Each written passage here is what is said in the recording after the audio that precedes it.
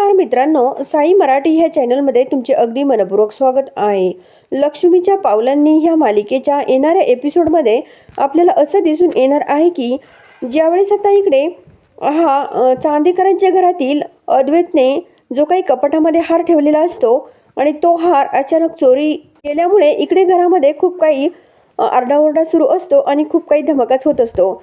परंतु हा हार दुसरा तिसरा कुणी चोरलेला नसून हा हार नैनाने चोरलेला असतो। आणि ज्यावेळेस आता CCTV फुटेज हे चेक करण्यात येतं आणि ह्या CCTV फुटेजमधून हा हार नैनाने चोरून सौरभला दिल्याचं सत्य सर्वांसमोर आलेलं असतं। तर बघूयात नेमकं नैनाने हा हार आपण कशा प्रकारे चोरला आणि तो सौरभला कशा प्रकारे दिला आणि सर्व नैनाचं सत्य समोर आल्यानंतर अद्वैत व कला म्हणून ह्या नैनाला कशा प्रकारे घराबाहेर काढतात हे सुद्धा ह्या व्हिडिओमधून आपल्याला दिसून येणार आहे। त्यामुळे व्हिडिओ शेवटपर्यंत नक्की बघा।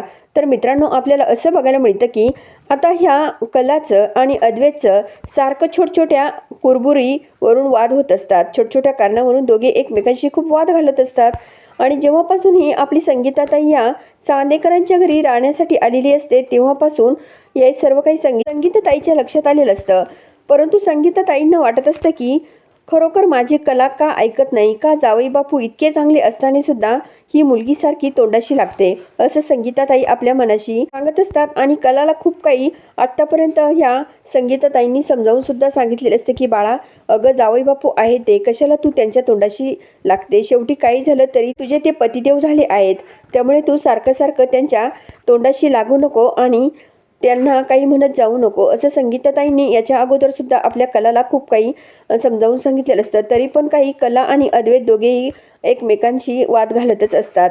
ज्यावेळेस इकडे कला व अद्वैत झोपण्यासाठी रूममध्ये जात असतात त्यावेळेस सुद्धा यांचे झोपण्याचे तिथे सुद्धा वाद सुरूच असतात। आता संगीताताई आपल्या मनाशी बोलतात की नेमकं आता काय करावं, या दोघांमधील नेमकं जो काही दुरावा आहे तो कसा बाजूला होईल आणि दोघांमध्ये प्रेमाची कळी कधी फुलली जाईल याची वाट आता संगीताताई बघतच असतात। आणि त्यानुसार आता इकडे संगीताताईंनी रॉकेटला हाताशी धरून एक प्लॅन केलेला असतो। आता इकडे ज्यावेळेस संगीताताई रॉकेटकडे जातात आणि रॉकेटला ही आयडिया सांगतात। आता रॉकेटला सुद्धा ही आयडिया पटते, कारण आता रॉकेटला सुद्धा आपल्या ताईला आणि जिजूला एकत्र आणायचं असतं, दोघांमधील वाद संपवायचे असतात। त्यावेळेस आता रॉकेट या संगीताताईंना पुढचा प्लॅन विचारतो आणि संगीताताई तो सर्व काही पुढील प्लॅन आपल्या रॉकेटला सांगते। आणि ठरलेल्याप्रमाणे दोघे आता तयार होऊन ह्या अद्वैत आणि कलाच्या रूममध्ये येतात आणि दोघेही झोपल्यानंतर ह्या कलाला बंदुकीचा धाक दाखवत आणि ह्या अद्वैतला सुद्धा दोघांनाही धाक दाखवत दोघांनी आता या रशीने कला आणि अद्वैतला एकत्र बांधलेलं असतं आणि दोघांना एकमेकांच्या मिठीमध्ये आणलेलं असतं। आता कोण सोडवणार यांना, असं पण आता इकडे ही रॉकेटला संगीताताई सांगत असते। आणि ज्यावेळेस आता ही संगीताताई या कलाला आणि या अद्वैतरावांना बांधत असते त्यावेळेस आता मध्ये आपल्या आईचा थोडासा आवाज जाणवतोय असं सुद्धा या कलाला थोडासा संशय आलेला असतो। परंतु कला ही आपल्या मनाशीच तो विचार ठेवत असते, ती काही या संगीताताईला बोलून काही सत्य दाखवत नसते। दुसरीकडे आता असं बघायला मिळतं की आता इकडे नैनाचा प्लॅन तर वेगळाच असतो, कारण नैनाला फक्त अद्वैत आणि कलाच्या रूममध्ये जाऊन आपल्याला तो हार कसा मिळवता येईल आणि तो हार एकदा मिळाला की सौरभचे पैसे कसे मिटवता येईल एवढंच ह्या नैनाच्या डोक्यामध्ये प्लॅनिंग चालू असतं। कारण इकडे ज्यावेळेस राहुल हा घरामध्ये मोबाईल बघत असतो आणि खूप रात्रीची वेळ असल्यामुळे उशीर झाल्यामुळे काही राहुल झोपायला तयार नसतो, त्यावेळेस नैना ही राहुलला झोपण्यासाठी सांगते। तर राहुल बोलतो की अगं खेळू दे मला थोडीशी गेम, तू झोप ना, तुला झोपायचं आहे तर मी तुला कुठे काय म्हणतोय। त्यावर आता इकडे राहुल बोलतो की तू झोप। तर आता इकडे ही नैना बोलते की नाही रे दादा, तू झोप ना, मला असं आवाज आला की झोप येत नाही, असं पण इकडे नैना ही या राहुलला जबरदस्तीने झोपवते। आणि इकडे आता या नैनाच्या डोक्यात फक्त आपल्याला हार कसा मिळवता येईल। त्यानंतर आता नैना ही हळूच या आपल्या कला आणि अद्वैतच्या रूममध्ये डोकावून बघते तर समोर काय आता चोर ह्या नैनाला दिसतात। तर नैना विचार करते की नेमकं ही माणसे कोण, आणि आता वेळेचा फायदा उचलत ही नैना लगेच लाईटचा जो मेन स्विच असतो तो ऑफ करून टाकते। तेव्हा तर इकडे आता संगीताताई आणि रॉकेट खूपच घाबरतात आणि कला व अद्वैत सुद्धा। आता लाईट अचानक गेल्यामुळे यांना नेमकं काय करावं ते सुचत नसतं। आणि त्यानंतर आता नैनाला तर आणखीच एक आयडिया सुचते, कारण आता नैना बोलते की आपल्याला एवढ्या मोठ्या किमतीचा हार चोरायचा आहे, मग मला एक म्हणायचं, आपण तो हार जर चोरला आणि त्याचे खूप काही पैसे आल्यावर सौरभचे पैसे मिटवले तर माझ्यावर संशय येणारच नाही, कारण तो संशय या चोरांवरच येईल। ऑलरेडी तर चोर घरात घुसलेलीच आहेत आणि अद्वैत आणि कलाने स्वतःच्या डोळ्यांनी सुद्धा बघितले आहेत, कारण दोघांनाही त्या चोरांनी बांधून टाकलेलं आहे. अशी खूप छान आयडिया ह्या आपल्या नैनाला सुचते आणि ठरलेल्याप्रमाणे आता नैना ही आपलं जे काही काम असतं हार चोरण्याचं ते काम आपल्याला आता पाऊल तर उचलावंच लागेल. परंतु एक मोठा प्रश्न उभा राहतो नैनाच्या, की अद्वैत व कला तर आता जागेच आहे, मग त्या दोघांच्या समोर नेमकं जाऊन हार चोरायचा कसा, हा प्रश्न आता नैनाला पडलेला असतो. आता नैनाने ती जी काही लाईट असते ती ऑफ करून टाकल्यामुळे चौकडे पूर्णपणे अंधार पसरलेला असतो आणि ह्या पसरलेल्या अंधारात आपल्याला नक्कीच तो हार चोरण्यासाठी खूप मदत होऊ शकते. कारण मित्रांनो, ज्यावेळेस ह्या संगीताताईने आणि या रॉकेटने कला व अद्वैतचे जे हात बांधलेले असतात, त्यामुळे आता लाईट ऑन करणं सुद्धा त्यांना शक्य नसतं.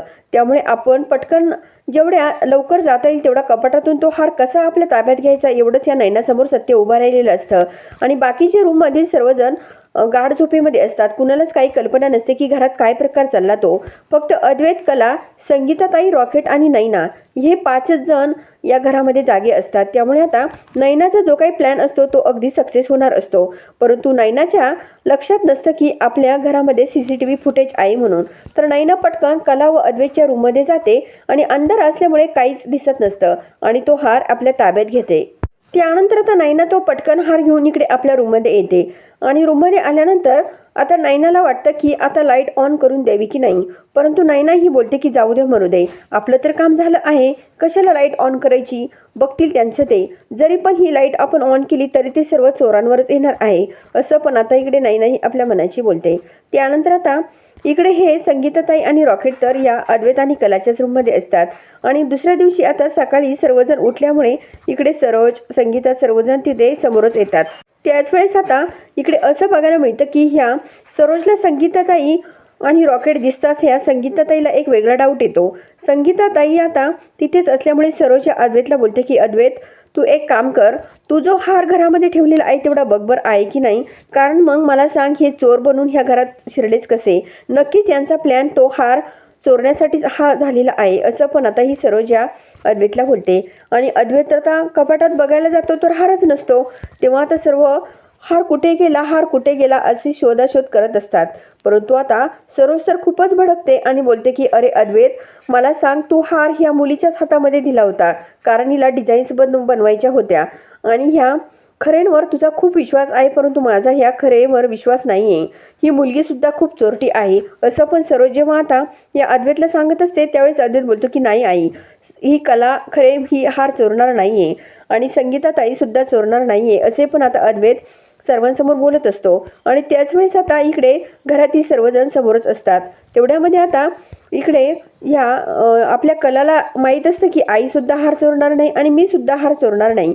त्यानंतर आता कला ह्या अद्वैतला बोलते की चांदेकर, मला एक आयडिया सुचली.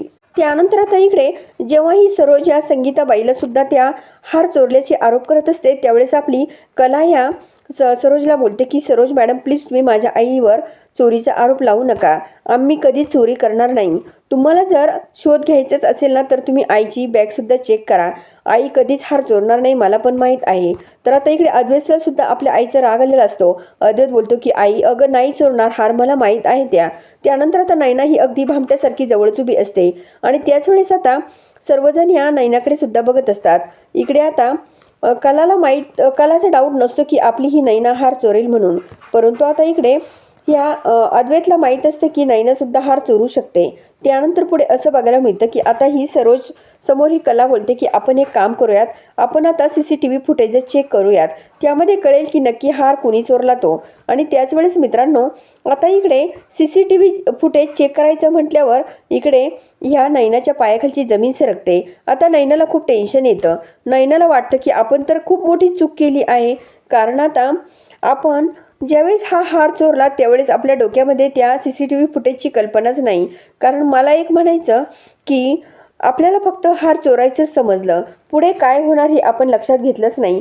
आता जर ह्या CCTV फुटेजमध्ये आपण जर तो हार चोरी करताना दिसलो, लाईट ऑफ करताना दिसलो तर खूप मोठा प्रॉब्लेम होऊ शकतो, असं पण नाही आपल्या मनाची एकटीच विचार करत असते.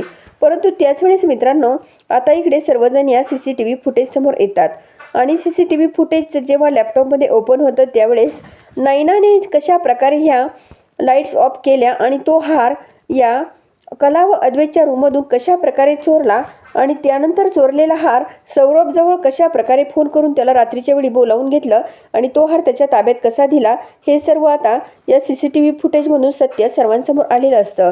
कला तर आपल्या तोंडालाच हात लावते. संगीता ताई तर आपल्या मनाशी बोलतात की काय गरज होती हिला तो हार चोरण्याची. या मुलीने पूर्णपणे तोंड दाखायला सुद्धा जागा ठेवली नाही. काय गरज होती हिला घरात चोरी करायची. माझी कला किती चांगली वागते आणि ही फक्त तोंड काळं करण्याचं काम करते, असं पण आता इकडे ही संगीताताई आपल्या मनाशी बोलतात. आता अद्वैत तर खूपच भडकलेला असतो. अद्वैत बोलतो की आत्तापर्यंत झालं ते खूप झालं. आता ह्या मुलीला अजिबात इथे घरात ठेवायचं नाही, कारण हार काय कमी किमतीचा नाही आहे. तो हार आहे 22 लाखांचा. त्यानंतर आता इकडे अद्वैत आता एक सनकन या कलाच्या समोर या नैनाच्या कानाखाली देतो आणि बोलतो की पटकन हार कुठे ठेवला आहे तेवढा घेऊन ये. आता नैनाचं सत्य सर्वांसमोर आल्यामुळे नैनाला काही बोलायला जागा शिल्लक राहिलेली नसते. आता नैना ही आपल्या रूममध्ये जाते आणि जो काही कपाटामध्ये हार ठेवलेला असतो तो इकडे आता या अद्वैतच्या हातात आणून देते. आबासुद्धा नैनावर खूपच भडकतात. आता राहुलसुद्धा नैनाकडेच बघत राहतो. तर आता इकडे राहुल ह्या नैनाला बोलतो की काय गरज होती तुला एवढी मोठी चोरी करायची. तुला पैसे लागत होते ना, मग मला मागायचे ना पैसे तू. अगं चोरी केल्यामुळे काय होतं तुला माहीत नाही का, कुठे कुठे तू हे पाप फेडणार आहे, असं पण आता इकडे राहुल तर आता या नैनाला बोलत असतो. पुढे आता अद्वैत बोलतो की माझा जो निर्णय झालेला आहे तो झालेला आहे. इथून पुढे अजिबात ही मुलगी इथे राहता कामा नये. आबा तुम्ही तिची राहण्याची सोय कुठेही करा, परंतु मी सुद्धा इथे ह्या घरात तिला अजिबात राहून देणार नाही आहे, असे पण आता इकडे हे अद्वैतराव आता सर्वांसमोर बोलतात. आता मित्रांनो, सर्व सत्य CCTV फुटेजमधून समोर आल्यामुळे भडकलेला अद्वैत आणि कला मिळून आता ह्या नैनाला घराबाहेर तर काढणार आहे. कलासुद्धा आपल्या बहिणीला खूप काही बोलत असते. तिला बोलते की काय गरज होती तुला हार चोरण्याची. अगं ताई तुला पटतं का, तू तोंड दाखवायला सुद्धा कुठे जागा ठेवली नाहीये. आपली आई इथे राहते आणि तू खुशाल असं चोरीचं कृत्य केलं. अगं तुला लाज वाटायला पाहिजे ताई. ताई म्हणायला सुद्धा लायकीची नाहीये ताई तू, असं पण ही कला बोलत असते. आणि त्याच वेळेस आता सर्व सत्य समोर आल्यामुळे आता नैनाची हगलपट्टी तर होणार आहे. ही नैना तर आता खोटी प्रेग्नंट तर आहेच, परंतु आता सर्व सत्य समोर आल्यावर पुढे काय होणार हे बघण्यासाठी आपल्या साई मराठी हे चॅनलला जरूर सबस्क्राईब करा, लाईक करा आणि व्हिडिओ बघितल्यामुळे अगदी मनापासून धन्यवाद.